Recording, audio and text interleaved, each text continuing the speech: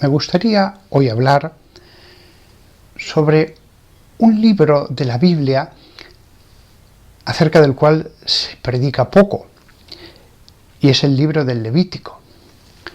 Yo mismo, como sacerdote, leo toda la palabra de Dios, voy por orden desde el Génesis hasta el Apocalipsis, y recuerdo desde los tiempos en que yo era seminarista que el libro del Levítico lo leía, sí, pero lo leía como el que atraviesa un desierto.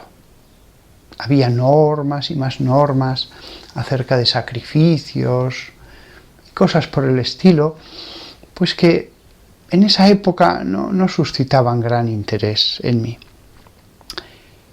Quizás este sea uno de los libros sobre el que menos se predica, pero justamente en este año he meditado más esos versículos y me he podido enriquecer de la riqueza, de los tesoros que el Señor ha puesto en esas páginas sagradas. Porque no es como lo leía yo cuando era un joven seminarista. Estos son cosas de judíos, de la antigua alianza, que eran muy importantes para ellas, y que se han conservado pues para que sepamos cómo eran las cosas antes. Pero no veía yo ningún otro provecho que el del mero conocimiento histórico. Ha sido ya a mi mediana edad cuando he visto con más profundidad, con más conocimiento, que Dios me habla a mí a través de ese libro, a través de esos sacrificios. No olvidemos que somos un pueblo sacerdotal, todos los cristianos. Los cristianos tenemos a unos cuantos varones que ejercen el sacerdocio ministerial. Han sido ordenados por su obispo y tienen el poder de los 7 sacramentos. Eso solo lo ejercen los que han sido ordenados por su obispo. Pero todos los bautizados podemos ejercer el sacerdocio común de los fieles. Podemos ejercer el ofrecer sacrificios en el altar de nuestro corazón. Podemos ejercer las alabanzas que hacían los levitas delante del santuario. Los sacerdotes del Antiguo Testamento no consagraban el pan y el vino, no tenían el poder de conferir el sacramento de la confirmación o el de la unción de los enfermos. Y sin embargo eran verdaderos sacerdotes, porque sacerdote es el que ofrece sacrificios a Dios. Así que, como he dicho muchas veces en mis sermones, muchas veces, esta es una verdad que he repetido mucho, hay laicos que tienen un alma más sacerdotal que otros que han sido ordenados con el sacramento del orden. Así que este libro del Levítico en realidad es una enseñanza para todos, aunque reconozco que requiere un conocimiento de las Escrituras más profundo. Hay partes más sencillas, hay partes que requieren menos explicación, que son más transparentes. Mientras que el Levítico es un libro pues, que implica un mayor conocimiento de las Escrituras para poder beber con fruto de sus enseñanzas. Somos un pueblo sacerdotal. Y una de las cosas que quedan claras desde el comienzo al leer el libro del Levítico es que es un libro sobre la adoración. Sobre todo sobre la adoración, Pero también se nos va a hablar del perdón, de la consagración al sacerdocio, de la lepra. Todas estas cosas, leídas por un seguidor de Jesús, deben ser entendidas de un modo espiritual. La consagración al sacerdocio que aparece en el Levítico es al antiguo sacerdocio, pero yo la puedo leer como consagración al sacerdocio cristiano. La lepra la puedo leer como lepra espiritual, y así todo el libro. También este libro del Levítico es una enseñanza sobre la obediencia. La obediencia a Dios. Dios habla, Dios dice, quiero que se hagan las cosas así, y obedecemos. Es un libro que nos ayuda a distinguir lo puro de lo impuro. Para aquellos hebreos en el desierto, muchas de esas cosas eran respecto a los alimentos. Eso ya no existe para los cristianos. Nosotros lo leemos respecto a lo puro y impuro espiritual. No es un libro para llevar a cabo lo que se dice en él materialmente, sino espiritualmente. Los hebreos que escucharon a Moisés cuando les explicó estas cosas, ellos sí que estaban obligados a llevar esas instrucciones a cabo materialmente. Pero nosotros, después de que ya los apóstoles hablaron en Hechos de los Apóstoles en el Concilio de Jerusalén, nuestra obediencia al Levítico es espiritual, solo en su sentido espiritual. No debemos judaizar nuestra fe. Dios nos libre de volver materialmente a la ley. Ellos, los descendientes de Abraham antes de Cristo, debían obedecer materialmente. El sentido espiritual que se revelará en Cristo todavía estaba velado, cubierto por un velo. Pero nosotros debemos obedecer espiritualmente. La ley ha pasado en su obligación material. El libro del Levítico repetirá una y otra vez la palabra expiación. Lo mismo la palabra santidad. Estos pasados días he escuchado con mucho provecho a un protestante, un presbiteriano, John Vernon McGee. Yo, un católico, he escuchado con provecho como un seguidor de Cristo, bajo la tradición presbiteriana, decía unas cosas tan bellas sobre este libro. Mirad, nos decía, el Génesis muestra al hombre arruinado, el Éxodo muestra al hombre redimido, el Levítico muestra al hombre adorando. Precioso. Nunca se me había ocurrido leerlo bajo esta perspectiva. En el Éxodo, dice este autor, Dios habla desde el Sinaí. En el Levítico, Dios habla desde la tienda de la reunión. Es decir, ¿cómo interpreto yo esto? En el Éxodo se nos revela Dios.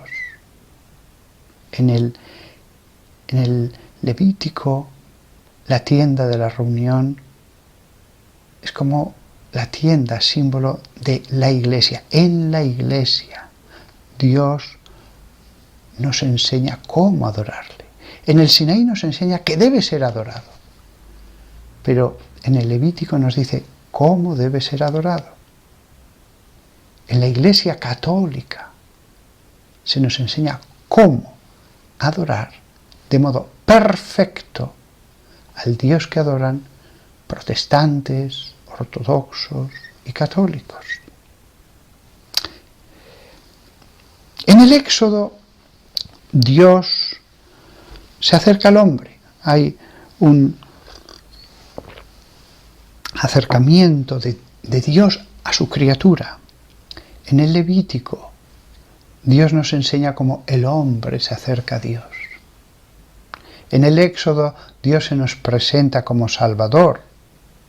En el Levítico, Dios se nos presenta como santificador. En el Éxodo, el hombre es acercado a Dios. En el Levítico se nos enseña cómo el hombre es mantenido cerca de Dios. Hasta aquí las palabras de este presbiteriano, John Vernon McGee. Aunque él no sea católico como yo, pero reconozco que el Espíritu Santo le enseñó a penetrar en esta palabra de Dios.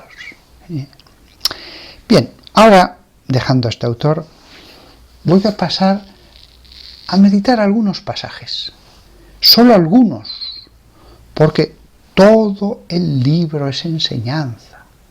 No hay ningún versículo inútil. Podríamos dar esta charla versículo a versículo, pero entonces saldría una charla de tantas horas. Creo que es mejor hacer un recorrido, un paseo, y viendo lo que yo os voy a decir, cada uno podrá después leer el Levítico y él mismo sacar sus conclusiones, otras distintas de las mías, mejores que las mías, porque la palabra es viva, el Espíritu Santo, si es llamado, vendrá a enseñar. Así que esto es un paseo por el Levítico. Levítico 1:14. Y si el sacrificio quemado para esta ofrenda al Señor es de aves, el oferente traerá su ofrenda de tórtolas o de jóvenes pichones. Antes se nos ha estado hablando de sacrificios más grandes, de reses, de ovejas. Pero después dice, bueno, pero si el sacrificio es de tórtolas, es interesante como Dios no quiere que nadie deje de ofrecer sacrificios de adoración. No importa lo pobre que uno sea, al menos esto. ¿Quién no podía ofrecer en el antiguo Israel 2 palomas? Y además jóvenes, pequeñitas, no hacía falta que fueran grandes. Hay que ofrecer algo, esa es la enseñanza. Por pequeño que sea, que nadie se quede sin adorar a Dios, por espiritualmente que sea pobre él. Aquí vemos la importancia de entender bien la relación entre la fe y las obras. Nos salvamos por la fe, sin obras. Si un hombre moribundo en su lecho le quedan 5 minutos de vida y él dice, Señor, creo en ti, me rindo a ti, estoy dispuesto a hacer lo que me mandes, no quiero que haya ninguna resistencia a mí, quiero obedecer. Y fijaos, él sabe a lo mejor que si sigue viviendo va a ser débil. Él cuenta con sus vicios, pero él de todo corazón, porque la gracia le ha tocado, dice, Señor, quiero obedecer, quiero someterme plenamente a ti. Se va a salvar por la fe que le lleva a adorar, a obedecer. No tiene obras, a lo mejor solo tiene una vida de pecado, pero se salvará. Ahora bien, si vive, esa fe le llevará a una conversión, le llevará a una transformación. Sus obras serán de acuerdo a esa fe, a lo mejor progresivamente, poco a poco. Tendrá caídas, pero quiere levantarse, quiere luchar. La fe producirá obras. No puede ser que entendamos como si fueran cosas contradictorias, la fe contra las obras y las otras contra las obras contra la fe. No. El Levítico, para alguien que sigue a Jesús, es un libro de obras. Hago obras porque tengo fe. Y Dios dice, bueno, si no ofreces un buey, si no ofreces una oveja, al menos ofrece 2 tórtolas. Y si te resulta difícil encontrarlas, 2 palomas, jóvenes encima, más pequeñas, más baratas. Pero hay que ofrecer algo. ¿Por qué dice 2 tórtolas o 2 palomas? Pues porque estos pájaros son expresión de bondad. Cuando uno ve esas palomas blancas tan bonitas, con unas plumas tan blancas, y las ve tan humildes, tan sencillas, entiende uno por qué dice, estas palomas expresan la bondad de Jesús. Además dice 2. En ello podemos ver un símbolo de Jesús y María, pero bueno, quizás eso sea ver más de lo que hay. Pero dice 2, y las grandes 2 tórtolas que hubo sobre este mundo, sencillos como palomas, son Jesús y María. Jesús y María. Otras aves son rechazadas como sacrificio, porque son fieras, porque son sucias. Hay algunas que son casi expresión de los demonios. Fijaos los buitres, unos buitres devorando las entrañas de una oveja, son símbolo de los demonios. Unas aves expresan una cosa, otras aves expresan otra. Pero las tórtolas son expresión de la castidad de Cristo, de su bondad, de su dulzura. La voz de Cristo se compara a la voz de las tórtolas. Sus ojos se comparan a los ojos de Cristo, o los de Cristo a las de las palomas.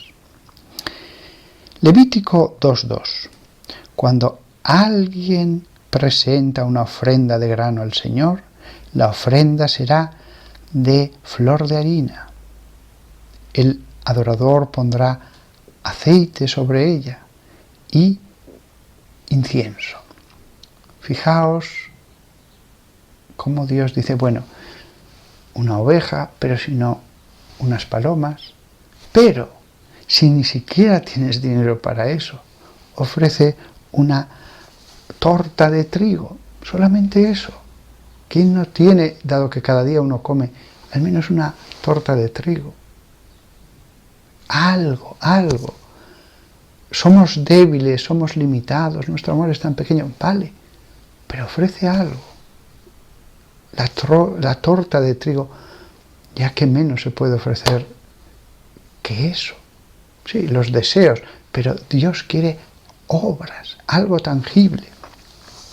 Y en esta ofrenda de trigo hay un símbolo. Primero, tendrá que ser de flor de harina, es decir, la harina más fina que salía al principio del molino. Después ya se aprovechaba todo, la parte más vasta, la parte hasta de la cáscara, etc. Ya no era tan blanca, ya no era tan fina como el polvo. Para Dios siempre lo mejor, la flor de harina. Y dice, y el adorador pondrá aceite sobre ella.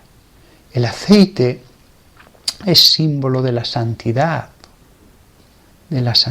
ascética, porque el olivo es como una asceta que crece a pesar del ardor que pueda tener el sol en los lugares donde crece, sea Israel o sea aquí en España. No crece el olivo en las partes norteñas llenas de lluvia y de esos prados tan bellos, no, crece en lugares duros, símbolo del ascetismo. aceite símbolo de la santidad. La ofrenda debe ir acompañada de santidad. Podemos ver también un símbolo de la acción del Espíritu Santo. Por eso en los sacramentos de la Iglesia se usa el óleo bendecido por el obispo para la confirmación, para ungir el pecho de los bautizados, símbolo de la gracia que viene del Espíritu Santo. Debe haber una invocación, una acción del Espíritu Santo sobre lo que yo ofrezco a Dios. No es una transacción natural, yo te doy, tú me das. No, de ningún modo. Es algo santo. Y dice, y se pondrá incienso sobre ella. Santidad y adoración. Nunca debemos ver la oración ni los sacrificios como un comercio. Es que he rezado 500 rosarios y no me concedió lo que yo le pedí. Ni 500 ni 10.000 rosarios te van a dar derecho a que Dios tenga que hacer lo que tú le has humildemente pedido. Pon santidad, aceite, pon adoración, el incienso, y adora al Señor. Y adóralo bien, con la flor de harina, lo mejor que puedas. Levítico 2:2, y traerá esta torta a los hijos de Aarón, los sacerdotes. En el sacrificio ha incluido la mediación sacerdotal. Hasta para adorar a Dios con nuestros sacrificios se incluye esa eclesialidad. ¿Podría el penitente o el que quiera adorar o el que quiera agradecer poner la torta sobre el altar de bronce? Él es el que ofrece, pero dice no, a través del sacerdote. Es cierto que podemos orar a Dios directamente. Nuestra relación con Dios es directa. Pero algunas ofrendas, algunos sacrificios, Dios ha querido que se hagan a través de la eclesialidad. Entonces, y ahora, por ejemplo, podríamos solo orar en nuestra habitación cerrada al Dios que ve en lo escondido, pero también vamos a misa para ofrecer nuestras alabanzas a través del sacerdote todos juntos. Podemos orar en nuestra habitación, pero la ofrenda eucarística se ofrece a través de las manos del sacerdote en la misa. Lo mismo que estaba en el Levítico, como veis, y además una torta de trigo, lo mismo que en el Levítico. Y el cordero, símbolo del cordero pascual, a través de las manos del sacerdote, no llegaba el laico y directamente lo ponía sobre el altar de bronce, sobre ese fuego. Lo mismo ahora en la Iglesia Católica. En Levítico 3:1 se nos habla de los tzebah shelamim, los sacrificios de paz. ¿Cuáles son los sacrificios de paz? De la raíz shalom. Es decir, son sacrificios para lograr la paz con Dios. Estos tzebah shelamim a veces en algunas Biblias son traducidos de otras maneras, que no es que sean incorrectas, pero la raíz shalom es paz. Luego es un tzebah, un sacrificio para la paz o de la paz. Para la paz con Dios. Alcanzar la paz con Dios. De ahí vendrá la paz con uno mismo. Muchas personas viven sin paz en su interior. Es a través de lograr la paz con Dios como se logra la paz interior. Del sacrificio viene la paz, la serenidad, la tranquilidad. Hay personas cuyo interior, cuya psicología es un desastre, qué caos, qué desorden. No hay paz. Sacrifica a Dios, adora a Dios. Y entonces verás cómo ese tzebah shelamim, sacrificios de paz, logra la paz para ti como don de Dios. Levíticos 3:6, si tu ofrenda para el sacrificio de la paz al Señor es del rebaño, macho o hembra, ofrecerás uno sin defecto. Es necesario ofrecer a Dios sin defecto. No podemos decir, mira, esta oveja mala, coja, que no la quiero, que parece que está enferma, que nadie la va a querer. Eso se lo ofrezco a Dios. Allí no hay sacrificio. Se ofrece algo que cuesta, por eso es un sacrificio. No le voy a ofrecer a Dios como sacrificio comerme unos pasteles rellenos de crema o tomarme una tostada con caviar auténtico. Eso no es ningún sacrificio. Sacrificio es lo que me cuesta que se lo ofrezco a Dios. Pero dice, sin defecto. Ejemplos. La misa es un sacrificio que se ofrece el Cordero Pascual al Padre, el Cordero que es Cristo. Pero hay gente que llega y se pone a hablar con los demás tranquilamente, molesta, después no apaga el teléfono móvil y suena y molesta. Sí, ha hecho el sacrificio de ir al templo para adorar a Dios. Pero estoy con Dios, pero si me llama alguien dejo a Dios. No. Sin defecto. Sin defecto. Más vale hacer poco, pero bien, que mucho, pero mal. Recordémoslo siempre en el culto a Dios. Poco, pero bien. Levítico 4:6.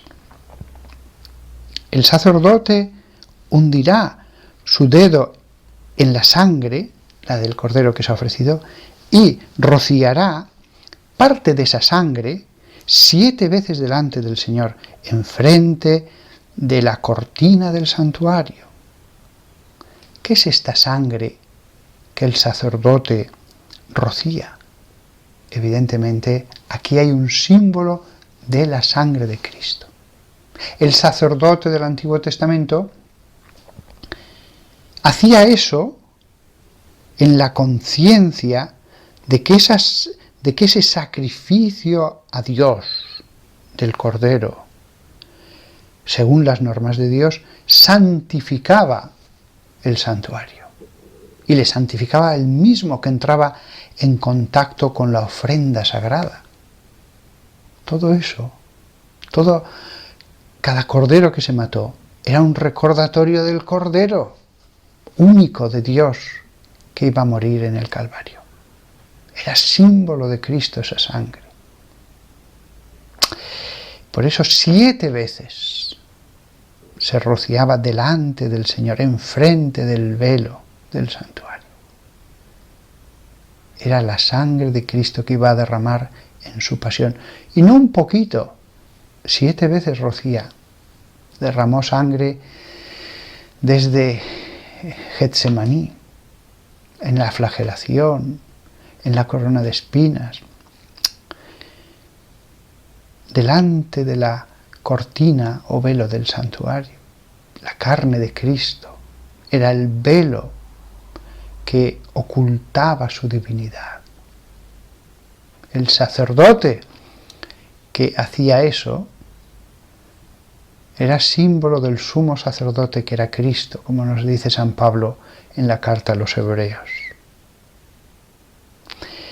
El sacerdote, dice el versículo 7 de este capítulo 4, pondrá parte de la sangre sobre los cuernos del altar del incienso fragante, que está en la tienda de la reunión delante del Señor, y el resto de la sangre del toro, he dicho cordero, pero en este caso era un toro, símbolo de la fuerza de Cristo. Cristo no solamente es manso como un humilde, es el Todopoderoso, simbolizada esa fuerza en el buey. Y parte de la sangre del buey la derramará en la base del altar de la ofrenda quemada. El altar de la ofrenda quemada, que está a la entrada de la tienda de la reunión. ¿Qué simboliza ese altar que hay a la entrada? Ese altar que hay a la entrada es símbolo de la cruz.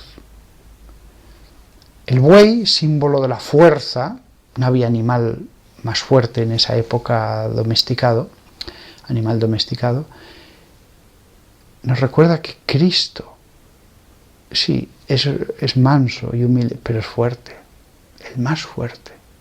Pues bien, su sangre es derramada a los pies del altar que simboliza los pies, la base de la cruz de Cristo. Pero también pondrá parte de esa sangre en los cuernos del altar del incienso fragante, porque dentro del santuario había un altar, una mesa más o menos de este tamaño, lo que no se va a ver bien, pero bueno, una cosa así y alta, hasta algo más de la cintura, sobre la que se quemaba el incienso. Se llamaba altar de los inciensos. Y ese altar representa la alabanza, que es el incienso. Pues bien, también allí se ponía un poco de la sangre. ¿Por qué? Porque se representaba que la alabanza iba unida a la pasión de Cristo. La alabanza no era simplemente adorar a Dios con la palabra. Adoramos a Dios con la palabra en el recuerdo, la memoria constante de esa sangre que nos vivifica. Lo mismo se representaba en este hecho. Ese altar del incienso tenía 4 cuernos de buey o de toro, simbolizando el poder. El cuerno para ese pueblo semita era el poder, porque es verdad, un toro con un pequeño movimiento del cuello te levanta un hombre y te lo zarandea sin ningún esfuerzo en el aire. Los 4 cuernos del altar simbolizaban, sí, es invisible, pero Él es el poderoso. 4 cuernos, como lo mismo que los serafines tenían 6 alas, no 2, 6. Pues aquí no 2, 4, como diciendo, es el más poderoso. Levítico 5, 7 en adelante.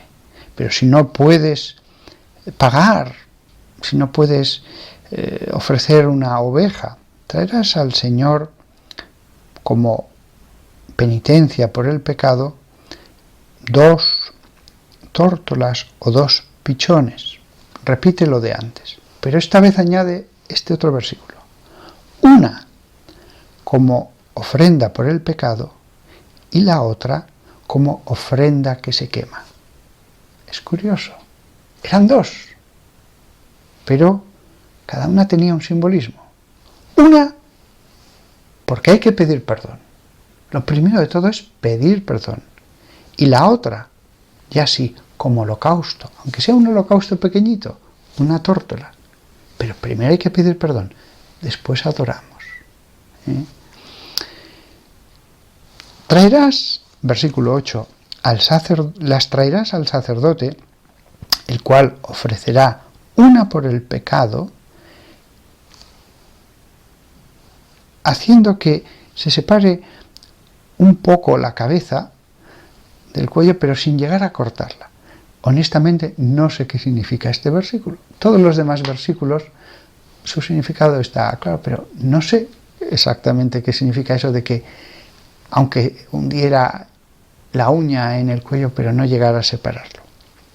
Lo que está claro es que el versículo 9 dice: rociarás parte de la sangre de la ofrenda por el pecado en un lado del altar, mientras el resto lo derramarás en la base del altar. La cruz, en la base, en los lados, acabó cubierta con la sangre de Cristo en tantos lugares la cruz. En el versículo 11 se dice, pero si no puedes afrontar el ofrecer 2 tórtolas o 2 palomas, traerás como ofrenda por el pecado que has cometido 1/10 de efá de harina, de flor de harina, por el pecado, como ofrenda por el pecado. Es decir, bueno, al menos ofrece un poco de harina. Fíjate, harina, sin más. No pondrás aceite ni incienso en él. Antes nos había dicho que sí, que había que poner, y ahora nos dice que no. ¿Y por qué? Porque dice, porque es una ofrenda por el pecado. Es decir, primero pide perdón, primero humíllate, ofrece tu sacrificio. Y si eres muy pobre, harina, 1/10 de efá. Pero después, para adorar a Dios, lo que ya no es ofrenda por el pecado, entonces sí, allí pon aceite y pon incienso. Fijaos que esto es una enseñanza respecto a algunos católicos que viven con la que no es su mujer, o viceversa, que no van todos los domingos a misa, que se permiten ver películas indecentes en la televisión, que no cumplen la ley. Sin embargo, después llegan a la comunidad, al santo sacrificio de la misa, y se ponen a adorar como si no pasara nada. El libro del Levítico dice, no. Ofrece primero el sacrificio por el pecado. Después podrás adorar, podrás poner incienso, podrás poner aceite, pero en la ofrenda por el pecado no. Primero hay que pedir perdón. A todo católico que no tiene voluntad de someterse a la ley de Dios y después se pone ahí a adorar como si no pasara nada. El Levítico le dice, no hagas eso. Se lo dice de un modo simbólico, pero se lo dice.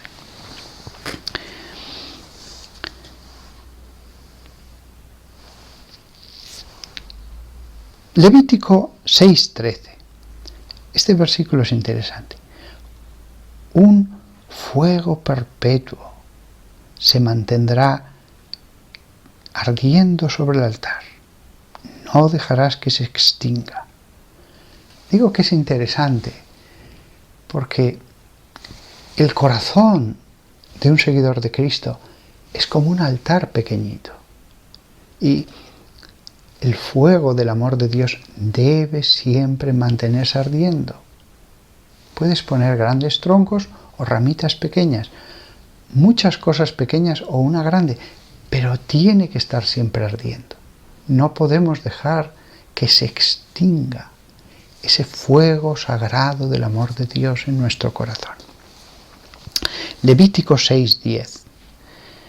Y además, hago un inciso, fijaos qué bonito cuando existía todavía el templo en Jerusalén, que no ha dejado de existir por casualidad.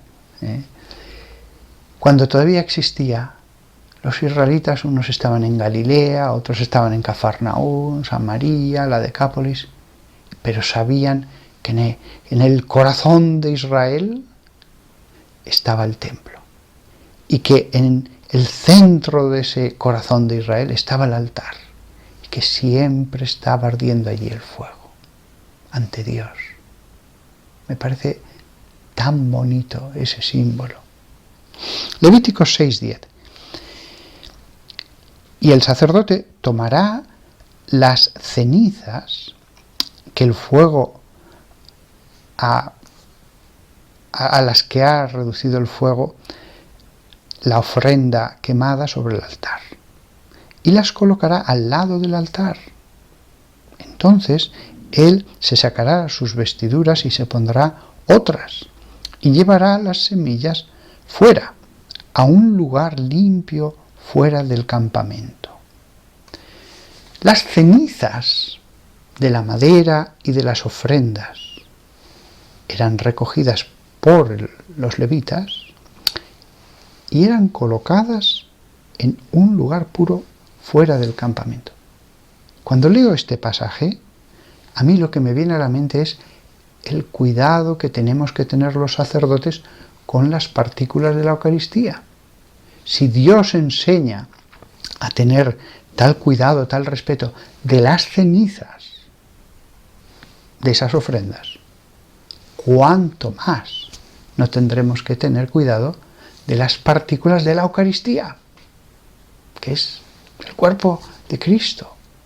Por eso está siempre la tradición de que el purificador que se usa en la misa, el corporal, los manteles, todo lo que entra en contacto con las especies del cuerpo y la sangre de Cristo, con las especies del pan y el vino consagrados, debe ser aclarado en un balde de agua y esa agua ser echada en tierra que no se pise. Y si uno no tiene un jardín, pues se echa en macetas que no van a ser pisadas. Y siempre se suele hacer un segundo lavado, por si hubiera quedado algo, tanto de las partículas de pan como de las gotas de vino. Se vuelve a lavar y otra vez se echa sobre tierra que no se pise. Ya después de eso se puede lavar con jabón y el agua se puede tirar en cualquier lado.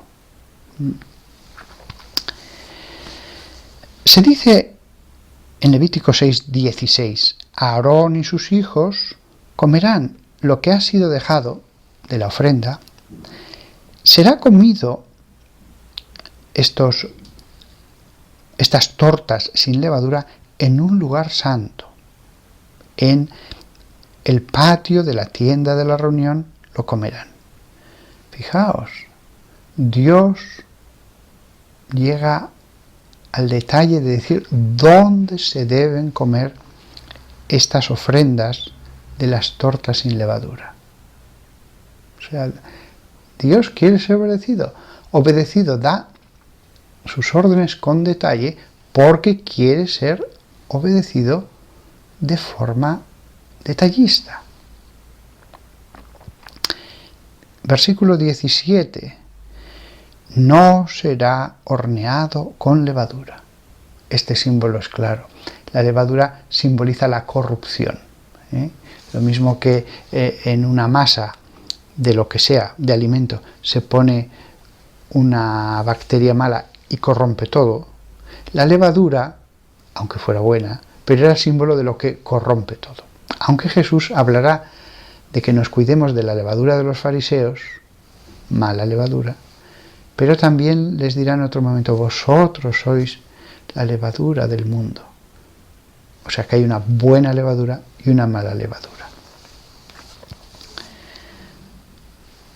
Hablando de las tortas sin levadura, la Eucaristía, hago notar que en la iglesia de rito latino se toma sin levadura el pan. Pues bien, dice, versículo 17, os he dado estas tortas como porción de mis ofrendas por el fuego. Es algo santísimo, como la ofrenda por el pecado y por la culpa. Cualquier cosa que las toca se tornará sagrada. Es decir, si tocaban esas tortas sin levadura, dice, es una cosa santísima. Cualquier cosa que las toque se volverá santa. Esto es otro recordatorio, un sermón de Dios sobre la Eucaristía. No solamente el tomarla, el sacerdote que entra en contacto, no ya con unas tortas como ofrenda, sino con una torta de pan que es Cristo, auténticamente su cuerpo verdadero. ¿Cómo no quedaremos santificados? Como veis, Dios está dando un sermón, sobre todo un sermón a los sacerdotes, aunque todos somos un pueblo sacerdotal.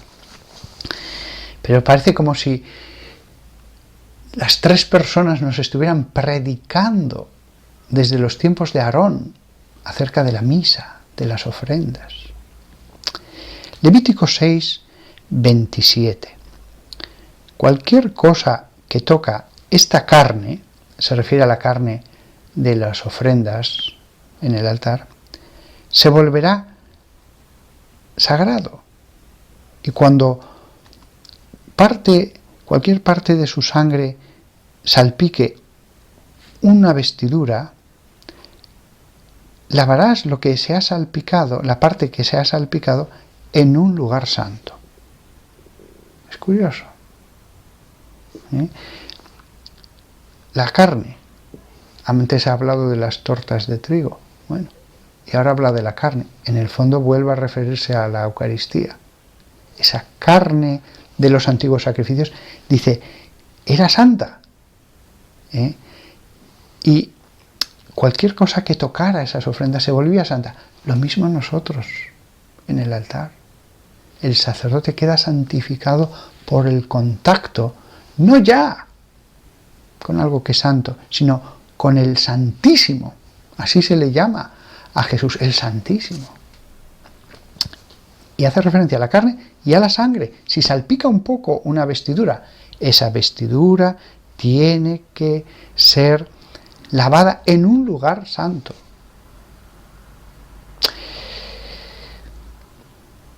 Dice en el versículo 28,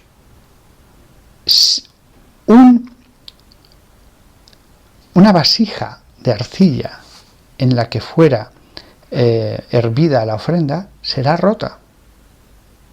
No puede ser purificada, era porosa.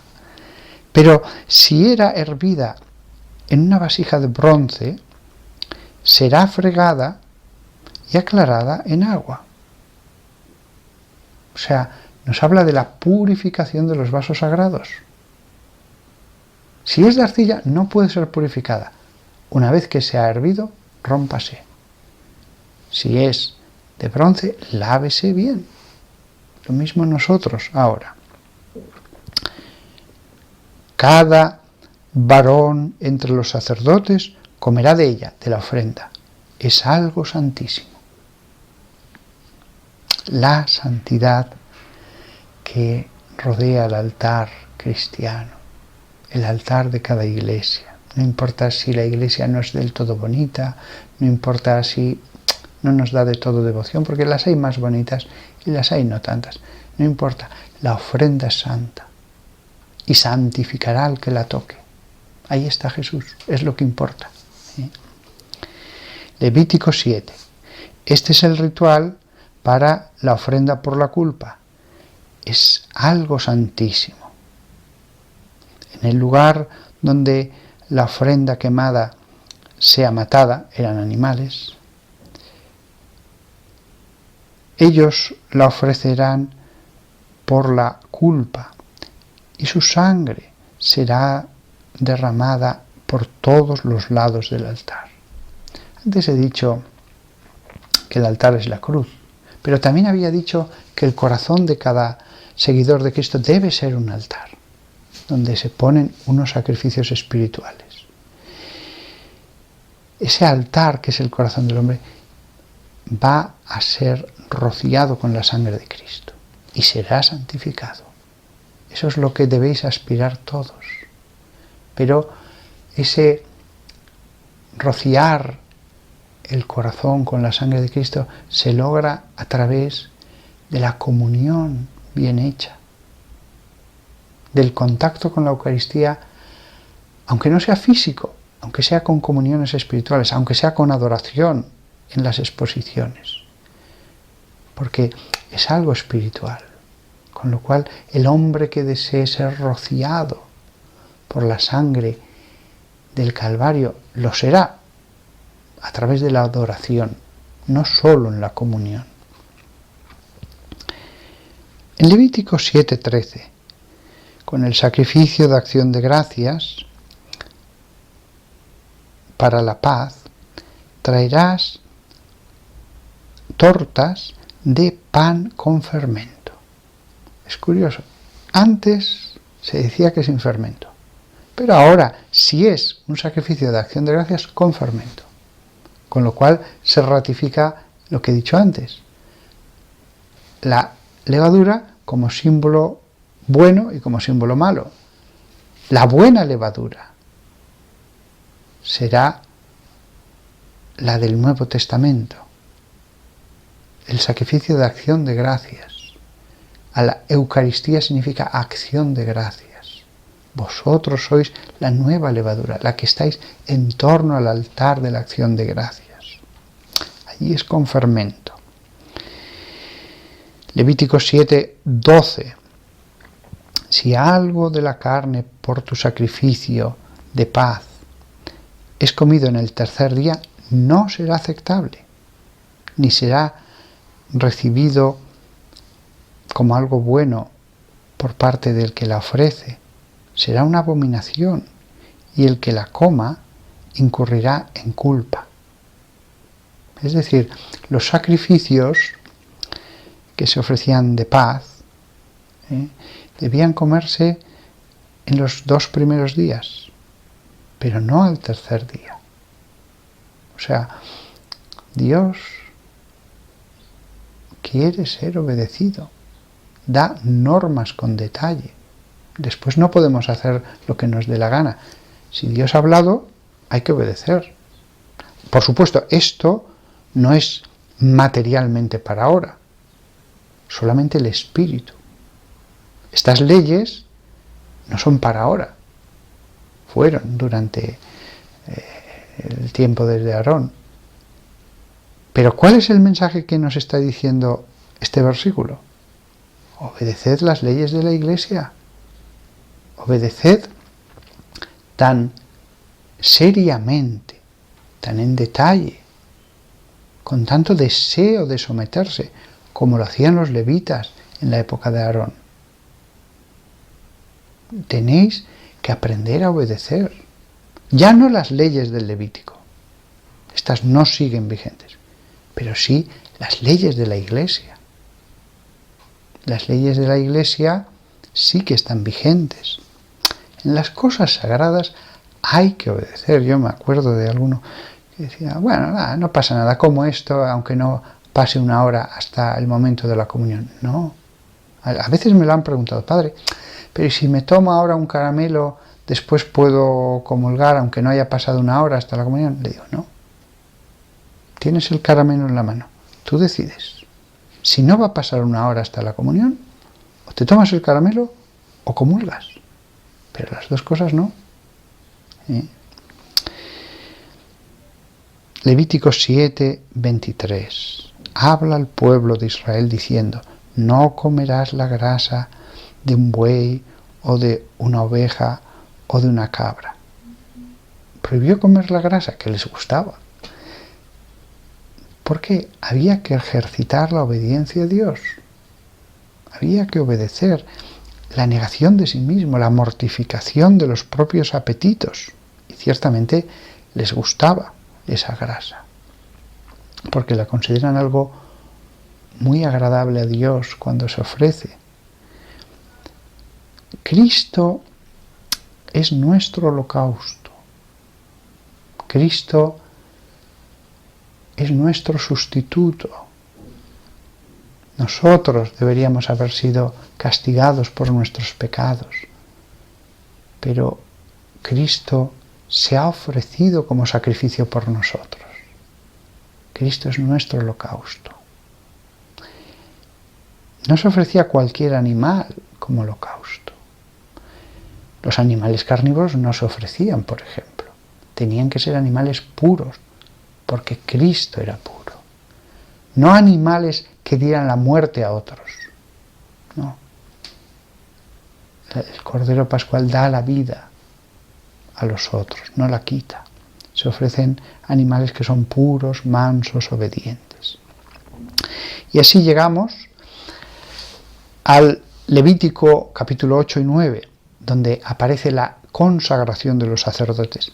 Estos 2 capítulos no los voy a explicar, porque ya estos 2 capítulos merecerían una charla entera de 1 hora. Son capítulos que hay tanto simbolismo. Hay que verlos paso a paso cómo se consagraban los sacerdotes, que debe cada uno tomar el texto y leerlo mejor delante del sagrario, pero bueno, o en su casa o en el autobús, donde sea, palabra a palabra, mejor en la mayor de las concentraciones, en el mayor de los silencios, habiendo orado. Pero si no se logran esos momentos óptimos para adorar a Dios a través de su palabra, pues léase la palabra de Dios donde se pueda, hasta en el metro. Mejor es tener un momento solo para Dios, escuchando su palabra. Pero después me ocurre a mí que dices, bueno, pero ahora podría leer 2 minutos. Y abro la tablet y leo un poquito. Ahora estoy esperando en el dentista. Después iré a la iglesia, delante del sagrario, y leeré. Pero bueno, 2 minutos. Hay como un hambre de escuchar a Dios. A ver qué me dice ahora. Estos 2 capítulos, Levítico 8 y 9, para un sacerdote que ha sido ordenado con el sacramento. Qué bonito ver lo que nos enseña a nosotros, sacerdotes cristianos, la consagración de Aarón y sus hijos.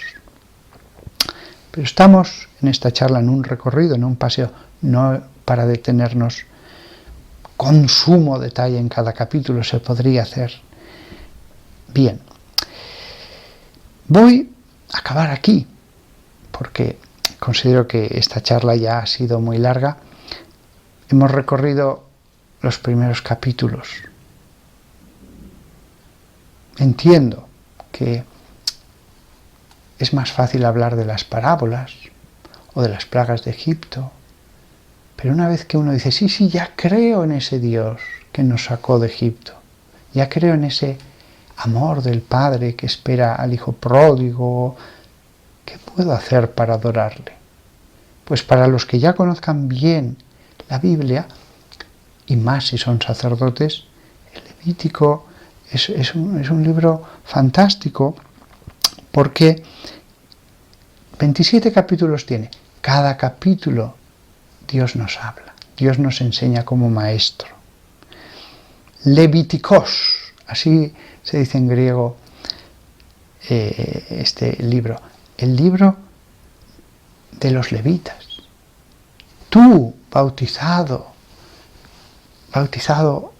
en la fe en Jesús de Nazaret, para ti también es este libro, porque tú eres sacerdote de Dios. Levíticos, en hebreo se decía Vayikra, que significa Él llamó. Él nos ha llamado. Él nos ha llamado. A todos. Le dijo Dios a Moisés, Éxodo 19:6, pero vosotros seréis para mí un reino sacerdotal y una nación santa. Estas son las palabras que les dirás a los israelitas.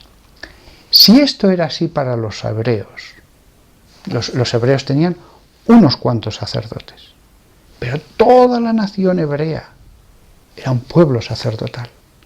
Todos trataban de ofrecer un culto de adoración a Dios. Si esto era verdad para ellos, ¿cuánto más para los ungidos del Nuevo Testamento? ¿Cuánto más para todo bautizado que ha sido ungido en su pecho con el óleo de los catecúmenos, en su coronilla con el santo crisma? Se ha derramado el agua purificadora sobre él. Somos un pueblo sacerdotal, una nación santa. Ya sé que hay después católicos que viven su fe, pues no del todo bien. No siguen los santos mandatos de Dios. Eso también pasaba en el pueblo de Aarón. Nada nuevo bajo el sol. Pero la santidad a la que estaba llamada esa nación de los hijos de Abraham está clarísima en la palabra de Dios. Pues lo mismo y más con nosotros los cristianos. También nosotros debemos ser un pueblo santo. Y después hay laicos, uno es electricista, otro es ama de casa, uno es un jubilado, otro es un guardia de seguridad, pero se han santificado a través de la adoración, de la oración. Y aunque tengan esos oficios con los que se ganan su trabajo, ejercen una labor sacerdotal en este pueblo santo. Hay laicos que ejercen una labor sacerdotal y las ofrendas y alabanzas que se ponen en su corazón derraman gracias, tienen efectos, consecuencias, como las tenían esas ofrendas en el antiguo templo de Israel. Nada más. Dios nos habla y ojalá que todos nosotros aprendamos. Ojalá que aprendamos. Dios está deseando enseñarnos tantas cosas. Pero nosotros creemos estar muy ocupados y creemos no tener tiempo. La conclusión final de todo: Señor, viendo la fe con que aquellos hebreos se acercaban con humildad, arrepentidos, al altar que ardía delante del santuario en el templo de Jerusalén, que yo acoja ese mismo espíritu de humildad, de adoración, y haga lo mismo eso en la nueva alianza. Señor, dame espíritu de adoración, dame espíritu de adoración. Quiero adorarte, adorarte plenamente, no buscando lo mínimo, lo esencial solo para salvarme.